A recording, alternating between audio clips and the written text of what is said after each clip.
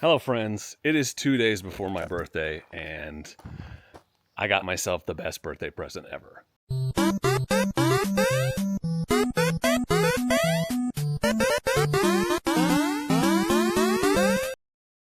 So I got a really cool email like 4 days ago from a channel viewer in Salem who just happens to be the current owner of my former 2020 Suzuki DRZ 400S. And they also just happen to be moving and need to sell said 2020 DRZ 400S. Do I need a 2020 DRZ 400S? Absolutely not. I just sold a 2004 DRZ 400S. But am I going to jump at the opportunity to get my favorite bike of all time back to keep in my garage for way less than I sold it for the first time? Hell yeah, I'm going to jump at that. So, my birthday present to myself is we are headed to Salem to pick up my former DRZ 400S. I'm very excited to get it back in the garage. It doesn't have a ton of miles on it. It's at 3,600 miles, so it must have had close to 2,000 when I sold it. There's been some modifications done to it. Some I like, some I don't. I'm just excited to get it back. It's like a piece of my arm is going to be reattached. It's just about reconnecting with a significant entity from my past, and I'm stoked about it, and I'm glad you're here. Let's go get it. Look at that. She's in good shape, too. Same tires as when I sold it. Same handguards, grips, seat, new exhaust. That's my foot pegs and shifter. I did most of that rubbing off. That's what she said. Same old used seat concept seat I got. The dash I put on. Man, that's so cool. Oh, I did put the hooks on here. Awesome. Those things are very useful. Same wheel weights, same rim locks. I forgot I used to run rim locks on everything. And I got an upgraded exhaust. Not bad. So this is Lonnie, and Lonnie reached out to me because she's moving and needs to sell this bike, and I'm unbelievably, easy for me to say, stoked and excited to get my hands on this bike. So thank you very much for that. You're a rock star. I think it's back where it belongs. I want to hear this. Oh!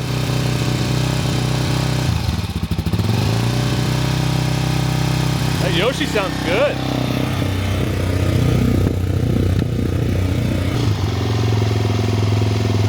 Sounds like a DRZ. It's a beauty.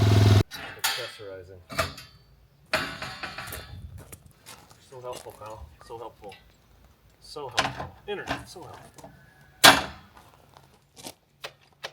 Dude, the red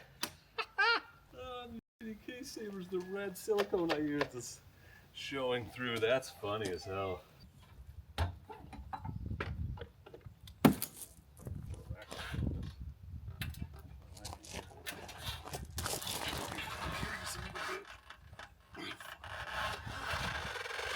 I thought you were in gear. It's not great. It's moving back. Let's give it a once over. We can see what's changed and what's the same. These are my hand guards. Those are, I think, the double takes. I must have let go with it, even though I swapped the mirror out for sure. Same tires that were on it when I sold it. That's my skid plate. These Canyon Dancer tie downs are mine.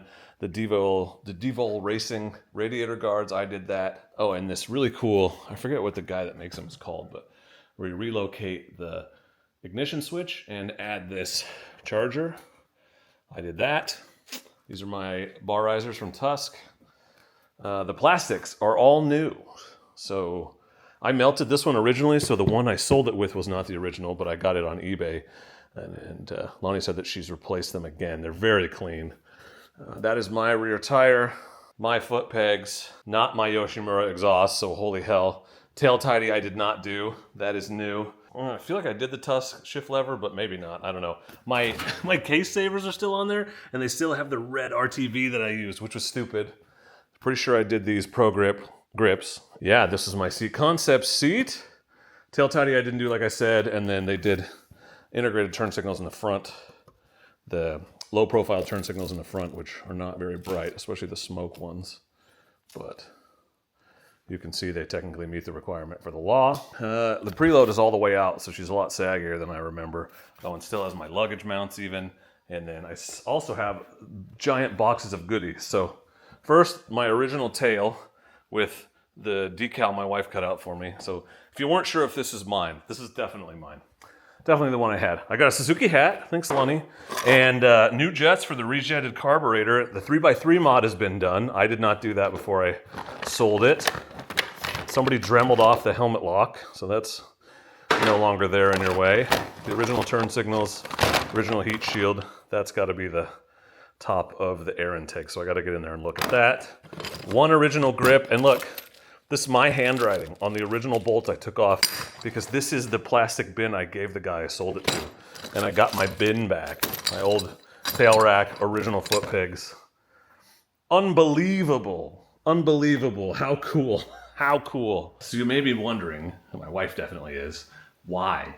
Why buy a 2020 DRZ when I have a 2025 DRZ 4S sitting right over there? And the real answer is because I wanted to, because I missed this bike and I wanted it back. I don't really have any plans for it. It may be, I may just drain the tank and unhook the battery and let it sit in the back corner like a trophy, a hot rod, or who knows, I may ride it a lot. It may take the place of that DRZ 4S. I doubt it, at least not until I finish the build I have in mind. So for those of you who weren't around early on, and a lot of you have come on since then, everything I'm about to tell you is in videos on the channel if you want to see it from way back in the day. But I started on 250L, and it was fine. Like I liked riding in the woods, but I never really figured out how to ride very well. And then I got this DRZ because I decided I was ready for an upgrade. Bought it brand new.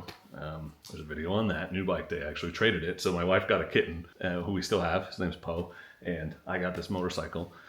And this was the bike that really kind of opened my eyes to what was possible. Like, it made me realize that there was another level of riding, that I could be a decent rider, that going a little faster and doing harder stuff was fun.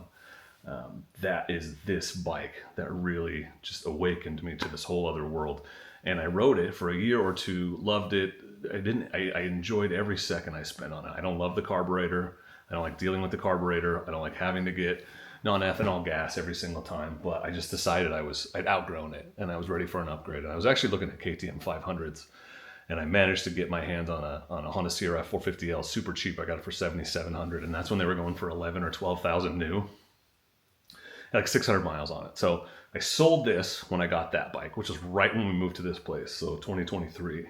And the 450L was fine, but it wasn't the massive upgrade I was expecting. And over time, as I've kind of figured out a lot more about myself and what I want out of a bike, and the fact that I don't need the fastest or lightest to do the stuff that I want to do, I just want a bike that's the most fun, and that's always been the DRZ for me. I have said many times that if I ever got the chance to buy this bike back, I would take it. And fortunately, I said it enough times that Lonnie, the owner, heard about it. And when she figured out she was going to move and not be able to take it with her, she emailed me, and I was like, immediately, yes, I will take that bike off your hands. So big thanks to her, and big thanks to the guy who had it before her, whose name I've forgotten, because I got this bike for way cheaper than I sold it for, and it has like $1,000 or more worth of stuff on it. This full Yoshi exhaust, it didn't have that. The 3x3 wasn't done, and I was afraid to even try it. The carb was not rejetted. So really, it's upgraded from where it was when I got it. It only has 3,600 miles, and I got it back cheaper than what I sold it for. So that's a major win in my book. This is like everything I would do to a DRZ is done to this DRZ. So if I do decide I'm going to ride it a lot, it's all set up, and it's black. I love this color scheme. It's got black wheels. I missed this bike. It just looks so good and was so fun to ride, and I'm really excited to get out and ride it now that it's been uncorked. I've never ridden a DRZ with a 3x3, which is, you cut a hole in the airbox, 3 inches by 3 inches. That's why it's called that, if you didn't know. So basically, you unchoke the engine, you add some airflow, and then rejet the carb so you get a little bit more fuel, you get more power. And then with the more open exhaust, I bet this thing rips. So I will get out and ride it at some point, and probably film that. If you guys are interested, let me know in the comments. But pretty cool birthday present to myself, if you ask me. Pretty stoked to get my hands back on this bike. The DRZ has come home. DRZ's, as I used to refer to it, has returned, has risen again. Maggie's happy about it. Maggie, relax. She'll come pet you in a minute. I don't know what I'm doing with this bike, but I know I'm stoked that it's here. So thanks for watching. If you guys remember the old DRZ, maybe share in the comments what's like maybe one of your favorite memories from the old DRZ. Mine is definitely the time I did a full 180 spin after landing a jump on wet mud and crashed moving backwards looking up at the sky. I use that clip a lot in videos because it's so funny to me. And it was these handguards. You can very clearly see this handguard hit the ground in that video.